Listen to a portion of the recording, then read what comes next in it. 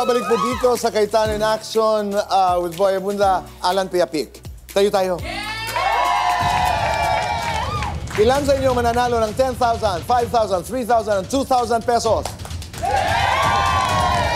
Maritim! Umpisahan na natin in 3, 2, 1, go! Alan Piapik! Alan Piapik! Alan Piapik!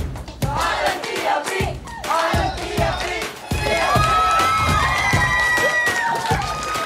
Okay, umpisa na natin dito. Kayong dalawa. Ang mananalo sa inyo ay mga kalaban si Ate Pia, pero walang natatalo dito. Ang hindi pala rin ay may consolation prize of 2,000 pesos. Okay? Maritim, tulong. 3, 2, 1, go! Congratulations. God bless. Okay. And 3, 2, 1, go! Nanalo ka! 10,000 pesos! Congratulations. Maraming salamat. Okay. Tayo naman dito ng dalawa. Okay. Maritim, 3, 2, 1, go! Maraming salamat.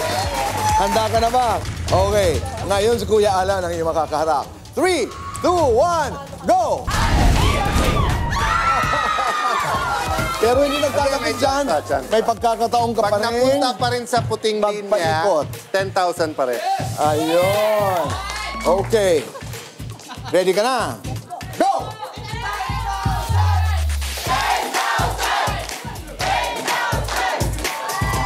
Oh, 10,000 pesos! Maraming salamat. Ayan na ang prize mo.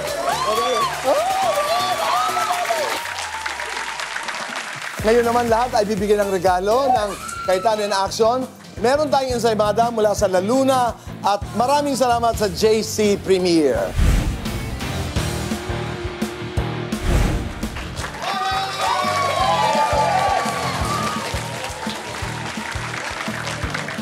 Yung konting reflection doon, Kuya Boy, sa show kanina, di ba? Yung nakita po natin doon po sa ating pinasalamatan sa mag-asawang Reyes, ang obligasyon nila sa anak nila.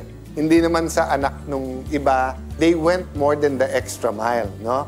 At ililink ko din yon sa mga kasamahan natin sa gobyerno, sa Senado, Kongreso, sa munisipyo, sa Kapitolyo, sa SSS, di ba?